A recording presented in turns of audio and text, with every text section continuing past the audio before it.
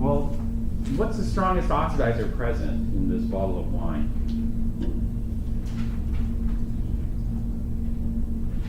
The strongest oxidizer present in this bottle of wine will be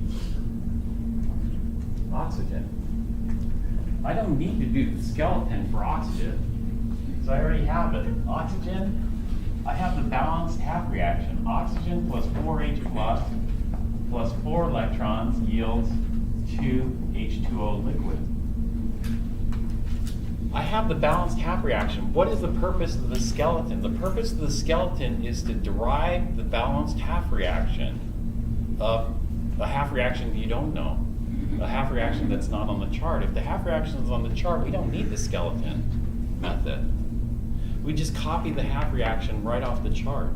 That's it. The whole purpose of the skeleton is, I don't have this balanced half reaction. How can I get it?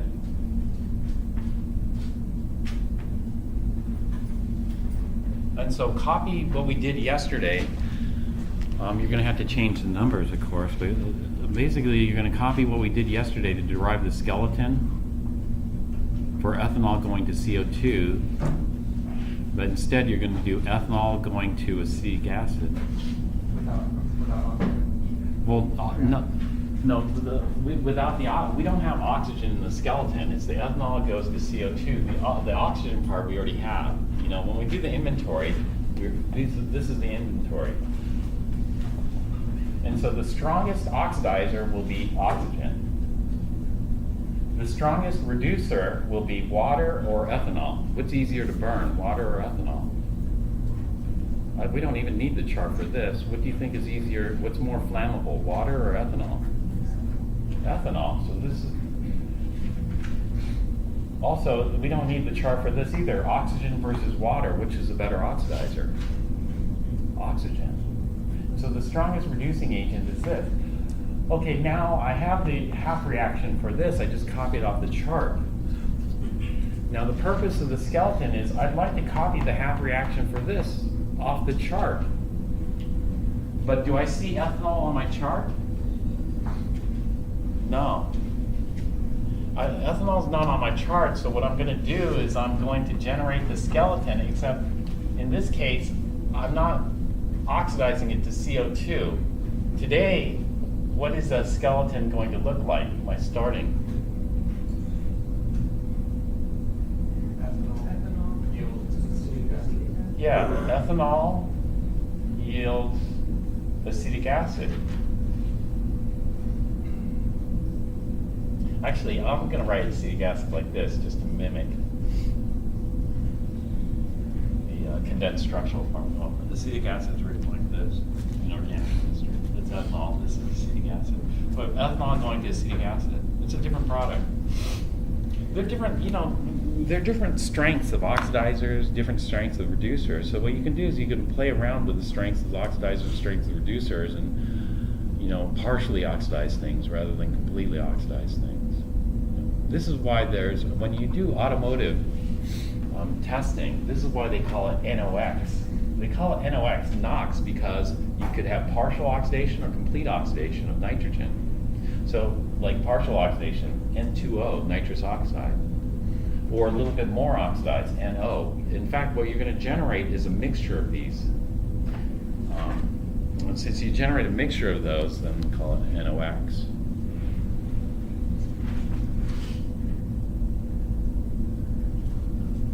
Oxides of nitrogen. Well, here, the same thing. When you look at the metabolism of ethanol in the body, eventually the ethanol gets converted into CO2.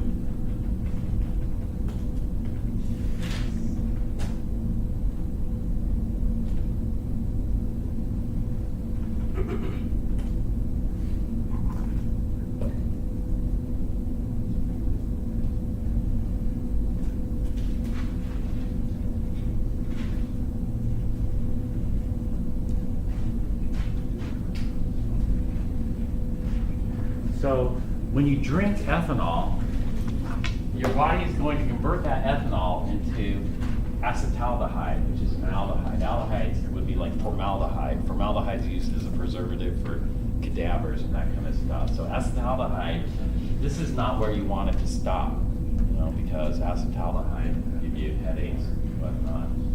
And then eventually it's further oxidized, so it's partially oxidized to acetaldehyde, further oxidized to acetate.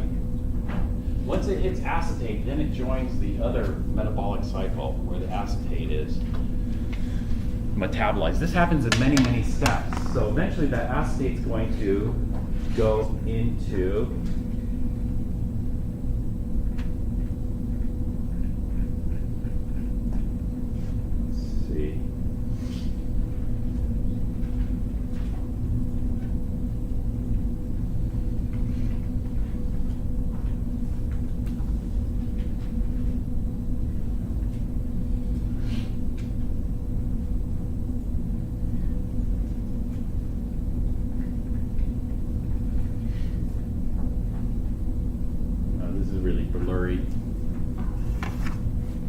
but eventually it's going to go into this cycle here, in which it's going to extract the maximum amount of energy you can from the oxidation of ethanol. Oxidation of ethanol, or burning ethanol, yields calories. You want to extract as many calories as possible from that. So when we look at the body itself, we see it depends on the different oxidizing agents of how things are metabolized. Let's see if I got a better image for this.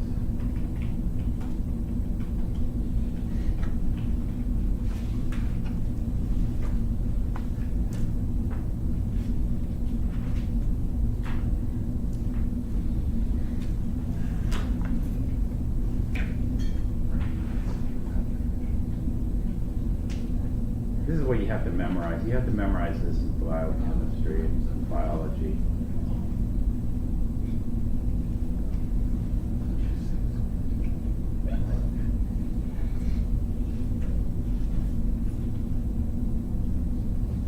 I had it memorized one time, but now I've completely forgotten it.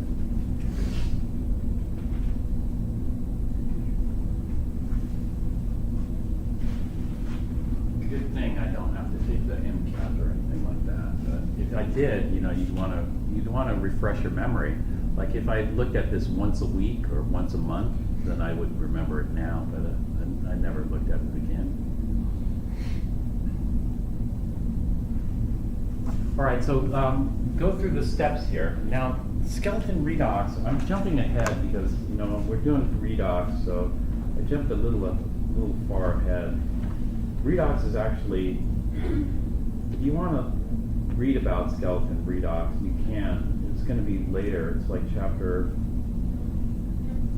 what chapter was that?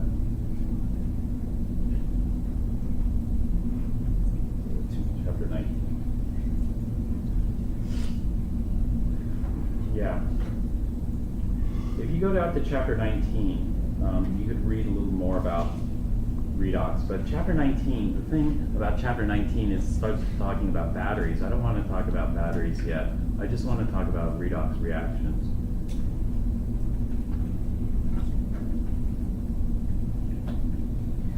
And so here it talks about oxidation states, oxidation, reduction, oxidizing agents, reducing agents, this kind of stuff. Here it has the chart.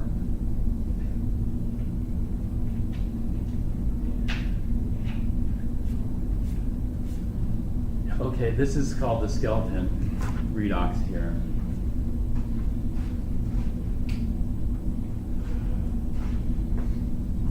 And so from chapter 19, the steps to write redox equation for half reactions with an example. Write a skeleton equation with elements, etc., etc. Skeleton equation. So here they start off with this. This is their skeleton. They're going to take nitrate, which is an oxidizer, but they aren't going to reduce it all the way to whatever. They're just going to go to NO. So nitrate goes to NO.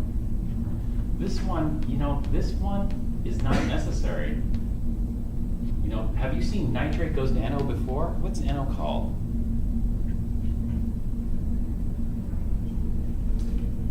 It's called nitrogen monoxide, or another name for NO. It won the Molecule of the Year, 1992, Science Magazine. You remember the name of it?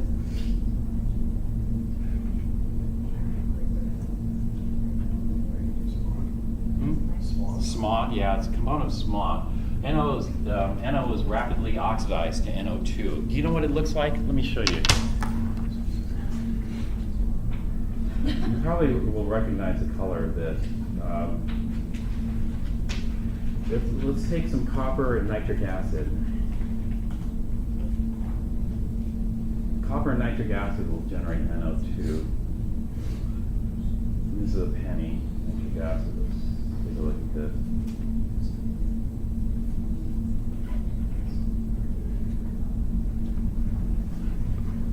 So nitric acid is attacking the copper, and the penny is generating copper 2 ions. Copper 2 ions are blue. And do you see this brown gas?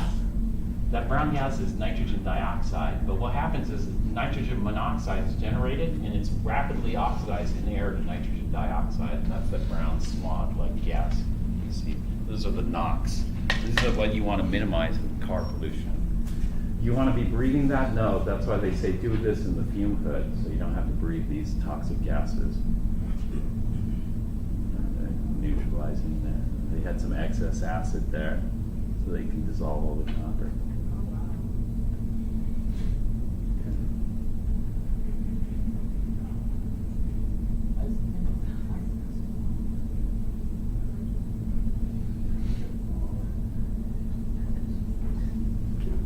Have you seen nitrate goes to NO before?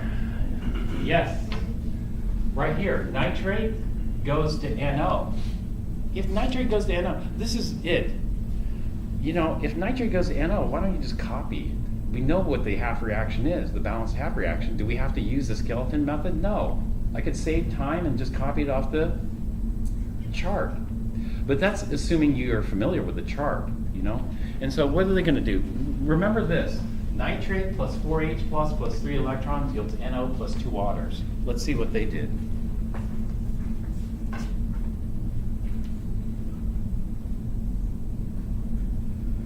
Okay, so we're going to balance the skeleton half reaction. So balance the nitrogens first, so they've already balanced. Balance oxygen by adding water. So we have 3 oxygens here, 1 oxygen here, we'll add 2 waters. Balance the hydrogen by adding H plus. So how many we have 4 hydrogens here, so we'll add 4 H's here, H pluses here. Balance the charge by adding electrons. So we got plus 4 minus 1 is plus 3, and this is 0. So we cancel out positive charges, so we're going to cancel out 3 positive charges by adding 3 electrons here. So we got nitrate plus 4H plus 3 electrons yields NO plus 2 H2O. So for me, this was a complete waste of time. This was a complete waste of time because I could have copied that right off the chart. So why am I reinventing the wheel? I want to do something that's not on the chart, you know? And so, well, oxygen is on the chart. Do I have to? No, I don't want to do skeleton redox for oxygen. Oxygen's already on the chart. I'm just going to copy it down. The same thing with this. Permanganate oxidizes chloride to chlorine. In the process, the manganese ends up as manganese 2. Permanganate goes to manganese 2. I've seen that before because I've looked at this chart many times. And I've seen that. Permanganate goes to manganese 2. Right here. Permanganate goes to manganese 2. Permanganate plus 8H plus 5 electrons yields manganese 2 plus 4 waters. Remember that.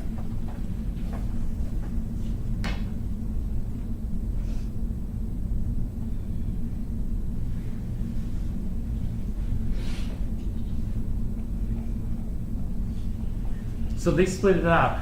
The chloride goes to chlorine. That's on the chart too. I'll just copy it off the chart. I'll just reverse it. 2 chlorides goes to chlorine plus 2 electrons. That's right off the chart. And that's what they did. They just copied that off the chart. Here, permanganate goes to manganese 2. This is the other skeleton half reaction. So I want to balance that so I can add up the 2 half reactions. So remember this. Permanganate goes to manganese 2. We balanced out the manganeses first. They're balanced. We balance out the oxygens. How do we balance out the oxygens? We add H2O.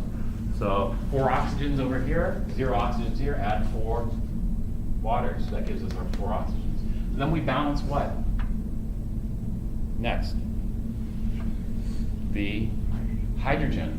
0 hydrogens here. How many hydrogens? here? 4 times 2, 8. 8 hydrogens, so I'm going to add 8 H pluses on this side. 8 H pluses. Then we balance out the charge. Plus 8 minus 1. Plus 8 minus 1 is plus 7. Plus 2. So we balance out the charge by eliminating positive charges. So I'm plus 7 on the left, plus 2 on the right. So I need to eliminate how many positive charges on the left? 5. And plus 7 plus 2, I got to get them to match. So what I'm going to do is I'm going to do plus 7 plus 5 electrons gives me plus 2. So plus 2 and plus 2 match.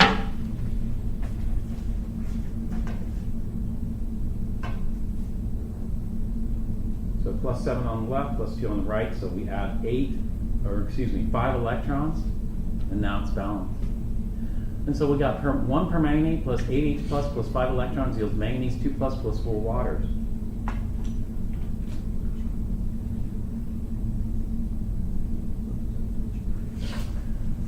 One permanganate plus 8 H pluses plus 5 electrons yields manganese 2 plus 4 waters. Was that necessary to do? That was a waste of time. If you have the chart, that was a waste of time. If you don't have the chart, then yeah, we need to do it. But if we have the chart, we might as well just copy it off the chart. And so the chart method would have worked for this example here. I could have just used the chart method.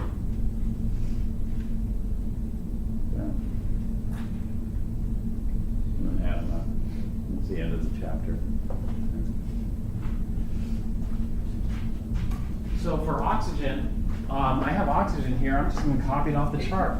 That's what I did. I don't want to do the skeleton if I don't have to.